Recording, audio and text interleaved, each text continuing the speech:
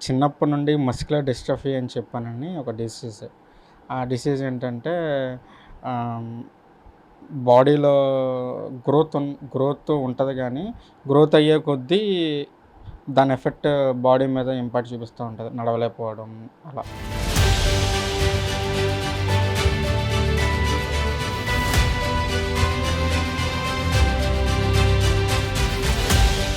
ఆయన లేనిదే నాకంటూ జీవితం లేదు. ఈరోజు ఇలా ఉన్నాననంటే ఆయనే.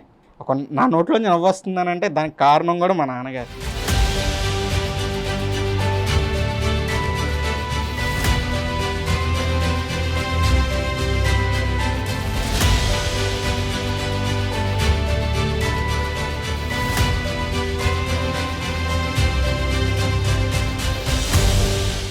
శరీరం కదలదు, కాళ్ళు పనిచేయవు.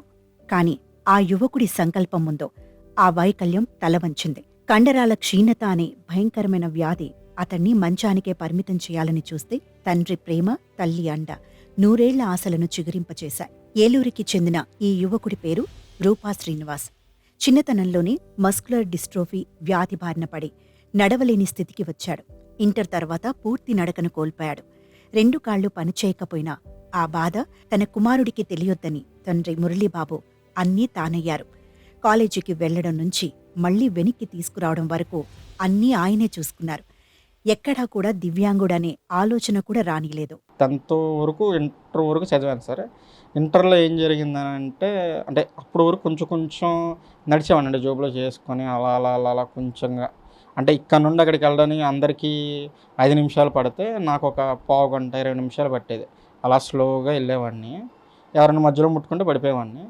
ఆ విధంగా జరిగేది. ఇంటర్ ఫస్ట్ ఇయర్ ఎండింగ్‌లో ఒకసారి పడిపోయా. ఇంకా పడిపోవడం ఒక అరగంటలో మొత్తం ఇంకా వీల్ చైర్ పరిమితం. మరి అది ఆ రోజు బ్లాక్ డే. మరి అది నాకు ఎలా జరిగిందో తెలీదు. ఇంకా ఆ రోజు నుండి నడక అనేది పూర్తిగా అయిపోయింది. ఇంకా అప్పటి నుండి ఇంకా వీల్ చైర్‌లో కూర్చొని ఇంకా అంతా వీల్ చైర్.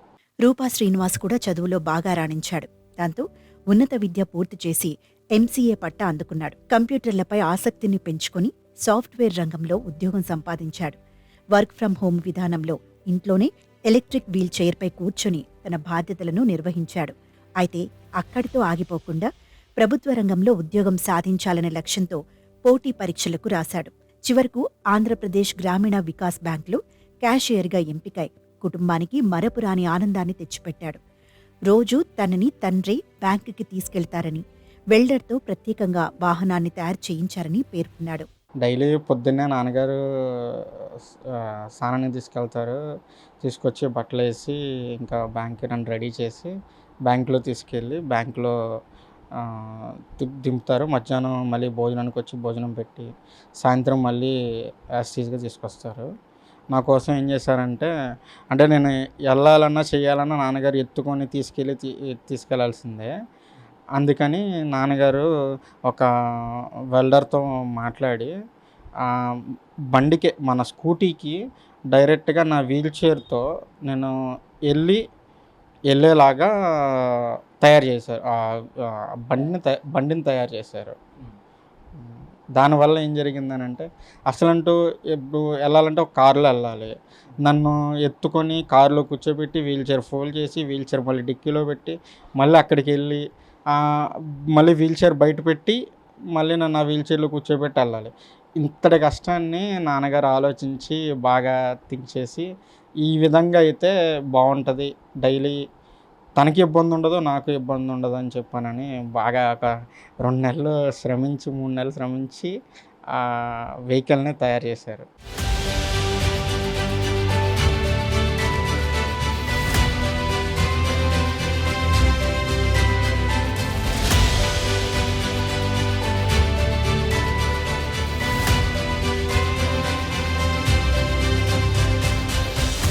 అయితే చిన్నప్పటి నుంచే రూపా శ్రీనివాస్ బాగా చదివేవాడని, అది గమనించే తోడుగా నిలబడ్డానని తండ్రి మురళీబాబు చెబుతున్నారు. దివ్యాంగుడు అనే ఆలోచన రాకుండా పెంచానని గర్వంగా అంటున్నారు. నా కొడుకు ఇలాగున్నాడు, అంటే ఈ వికలాంగుడిలాగా ఉండకూడదు అనే ఒక నా ఆదుర్తతోటి నా కొడుకు అలాగ ఉండకూడదు, నాలాగే ఉండాలి అన్న ఖుషి నా కొడుకు బయట 4 గోడల్లో ఉండకూడదు, బయటికి తీసుకెళ్తేనే కానీ తనకు ప్రపంచం అనేది తెలుస్తుంది. ఇలాంటి మస్కులర్ డిస్ట్రాఫీ ఉన్న వాళ్ళ ఫ్యామిలీ కానీ హ్యాండిక్యాప్ ఫ్యామిలీ ఎవరైనా సరే బయటికి తీసుకొస్తేనే కానీ వాళ్ళ పిల్లలకి వాళ్ళకి డెవలప్ అవుతారన్నమాట. ఆ ఉద్దేశంతో నా కొడుకు తీసుకొచ్చాను.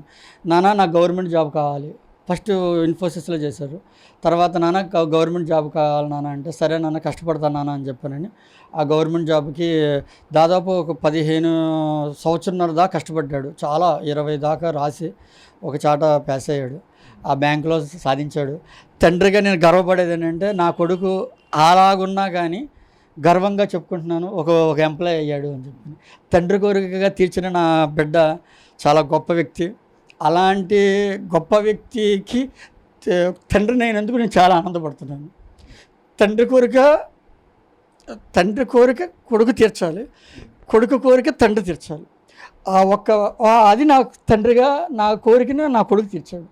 నాకు ఈరోజు చాలా ఆనందంగా ఉంది సార్. ఆస్తిపాస్తులతో కన్నా నా కొడుకే నా హీరో. గర్వంగా చెప్పుకుంటున్నాను ఈ విషయంలో మటుకు నా కొడుకు నా హీరో. తండ్రి ఒక్కరే కాదు, తల్లి నాగసత్యవతి కూడా ఆరోగ్యం, ఆహారం, మందుల విషయంలో ప్రతి క్షణం వెన్నంటి నిలిచారు.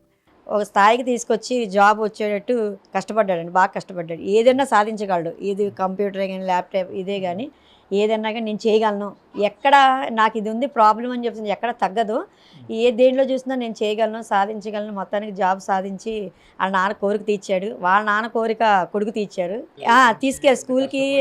స్కూల్కి తీసుకెళ్ళేవాళ్ళం అండి. స్కూల్కి తీసుకెళ్ళి సైకిల్ మీద కూర్చోబెట్టుకుని తీసుకొచ్చేవాళ్ళం. 3 పిల్లల్ని తీసుకెళ్ళడం అప్పుడు కొంచెం నడిచేవాడు, కొంచెం ఇలా చేతులు నడిచి పట్టుకుని తీసుకుని అలా చేసేవాడు. అలాగే తీసుకొచ్చేవాళ్ళం. తర్వాత వాళ్ళు ఏదైనా వస్తే వాళ్ళ నాన్నగారు తీసుకురావడం, అలాగే ఇద్దరం చేసేవాళ్ళం. అలాగే చిన్నప్పటి నుంచి ఇలా తీసుకురావడం. స్కూల్ కూడా లేదండి, మేము తిన్నదే పెట్టేవాళ్ళం. కొంచెం అంటే చిన్నప్పుడు కొంచెం సన్నగా ఇదిగా ఉండేవాడు. సరే డాక్టర్ గారు చెప్పారు సన్నగా ఉన్నారు కదా అని కొంచెం బాబుకి బలాన్ని ఏమన్నా పెట్టండి చేయండి అంటే పెరుగన్నం కొంచెం అలాంటివి బాదం పప్పులని నానబెట్టి పెడదాం చేయటం. అలా పెట్టిన తర్వాత కూడా కొంచెం ఒళ్ళు వస్తే కొంచెం నడక వస్తుందేమో అని ఆశ. అలా చెప్పబట్టి ఫుడ్ కూడా చేసేవాళ్ళం అండి. అంటే ఎక్సర్సైజులు అన్నీ వాళ్ళ నాన్నగారు అన్నీ చేసేవాళ్ళు అండి. ఇక్కడ చేపించి బయటికి తీసుకెళ్ళి ఇక్కడైతే ఇంట్లో చేసుకుంటారు. ఇప్పుడు కూడా సాయంకాలం వచ్చిన తర్వాత ఎక్సర్సైజులు అన్నీ చేస్తూ ఉంటారండి, చేసుకుంటూ ఉంటాడు. వచ్చిన తర్వాత బ్యాంక్ వచ్చిన తర్వాత వాళ్ళ నాన్నగారు అన్నీ మొత్తం అబ్బాయికి సంబంధించినవి అన్నీ ఏర్పాటు చేశారు, ఇక్కడే అన్నీ చేసుకుంటూ ఉంటాడండి.